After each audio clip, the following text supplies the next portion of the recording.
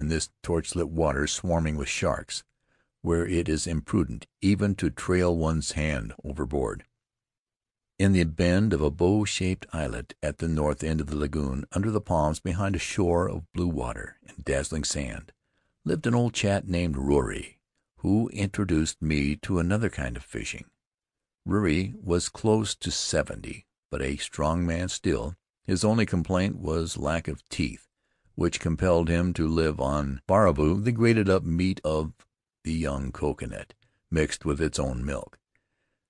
The ambition of his life was a trip to Tahiti to get a set of false teeth. He was not a native of Mataora. His mother was a Gilbert Islander and his father a Samoan. For many years Ruri had followed the sea, cabin boy under Boliahes, deserter to keep a whole skin from the famous Leonora, blackbirder in the New Hebrides and Solomon Islands, pearl fisher in Penryn and the lagoons of the Paumotu. At last, on a black night of storm, his vessel struck and went to pieces on the coral of Mataora, and Ruri's days of wandering were over. He married a woman of the island, but now she was dead, and the old man lived alone, a mile from the settlement, occupied with his simple wants and immersed in dreams of the past. Close beside his house was the grave of his wife, a tomb of cement enclosed in a neat building of octagonal shape, with a door and a small curtained window. A fine lamp, carefully tended and lit every evening at sunset, hung above the grave, and a few stunted gardenias and frangipanias, brought from enormous distances, were planted about the door. Ruri's little plantation of coconuts and coarse taro was free from weeds, and the neatness of his house, ship-shape and scrupulously clean, betrayed the old sailor. After a spell of calm weather, when the breaching surf had ceased to cloud the waters of the lagoon, and the suspended particles of coral sand had settled to the bottom, Ruri offered to show me how to catch tenu, a fine fish inhabiting the lagoon in 10 to 20 fathoms of water, speckled like a trout on a ground of brown and gold, and reaching a weight of 20 pounds. In the absurdly complicated process of obtaining bait, tenu fishing is typical of the South Pacific. The night before, Ruri had spent 2 hours with a torch catching hermit crabs. Now, using these crabs for bait, we had to catch some kuta, a small prickly fish which alone has power to interest the tenu.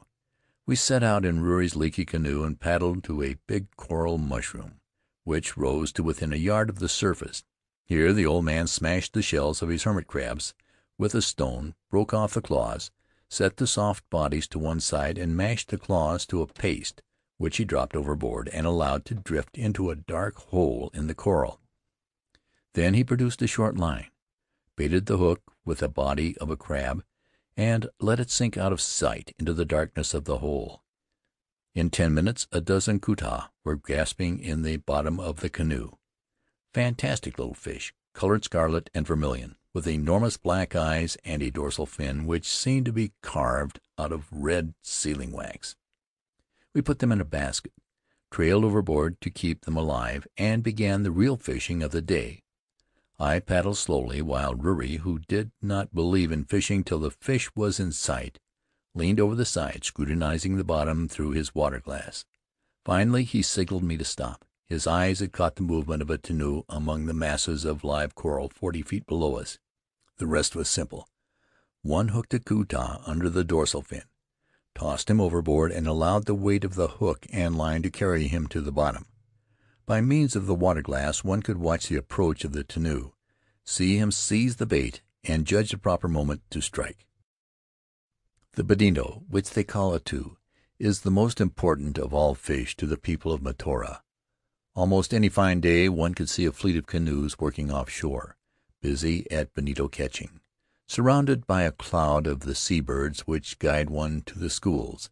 They use a pretty lure for this fishing, a sort of jig cut out of mother-of-pearl, equipped with a tuft of red-dyed coconut husk and a barbless hook of shell. Each fisherman carries a stiff bamboo rod and half a dozen of these lures, ranging in color from pale green to black, attached to 10-foot lengths of line. The islanders have discovered that the condition of the water and the variations of light make certain colors more attractive than others at a given time, and when a school is found, they try one shade after another till they discover which the bonito prefer. Then the jigs not in use are hooked to a ring at the base of the pole, and the fisherman begins to pull bonito from the water, heaving them out by main strength without a moment's play. The barbless hook releases itself the moment the fish is in the canoe, and the lure goes overboard without the loss of an instant. One day, after a period of low tides, I saw another method of fishing, rarely practiced nowadays, an ora, or fish poisoning picnic. You know the Barringtonia probably, the big tree from which they make their drums. It grows on all the high islands, and sometimes one finds it on the richer atolls. There are a few on Mataora. Ever notice the flower? It is a lovely thing, a tassel of silky cream-colored stamens, shading to odd rose at the ends and tipped with golden beads. The fruit is odd-looking, like a squarish pomegranate, and it has odd properties, for when pounded up and put into shallow water it seems to stupefy the fish. I was sitting in the shade beside Terry's house when a boy came along the settlement, blowing melancholy blast on a conch shell, and announcing that the chief wanted everyone to be on hand that afternoon at a certain part of the lagoon, where an ora was to be held. We set out at noon, the women carrying the crushed seeds of the Barringtonia in hastily woven baskets of green coconut frond. A crowd from the other settlements was awaiting our arrival, and when the babies had been put to sleep in the shade, with small children stationed beside them to fan away flies, the fun began. A shallow stretch of lagoon lay before us, half a mile long by a quarter wide, and into this plunged the women and girls, wading and swimming in all directions, trailing behind them their baskets of poison. As time went on, a faint and curious odor began to rise from the water, a smell which reminded me vaguely of potassium cyanide. Soon the spearmen were busy, wild brown figures, naked except for scarlet loincloths, pursuing the half-stupefied fish among the crevices of the coral. Before the effect of the poison wore off and the reviving fish began to make their escape to deeper water, the men were returning to the beach, the strings of hibiscus bark at their belts loaded and dragging. On another day I joined a party of young people for a picnic across the lagoon. It was glassy calm. The water was like a mirror in which the palms of the wooded islets were reflected with motionless perfection. The beaches on the far side, invisible on an ordinary day, seemed to rise far out of water in the mirage. We landed on an uninhabited island, hauled up our canoes, and set out for a hunt of coconut crabs.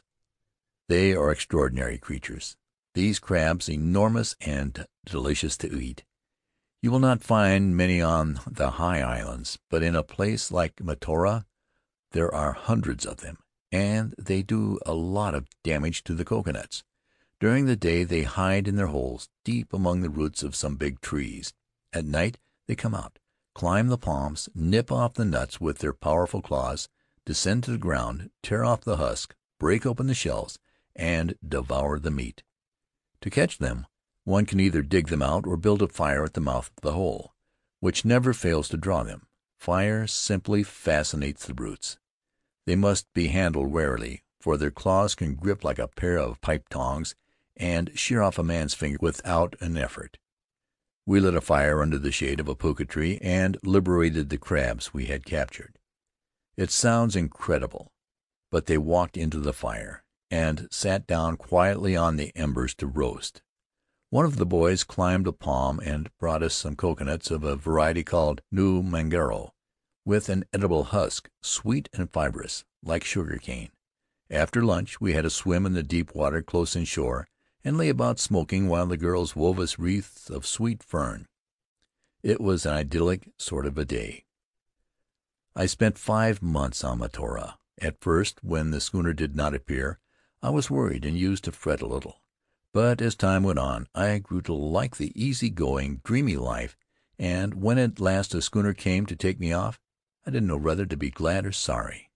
There were moments when I almost decided to send for a few things and follow the example of old Rory.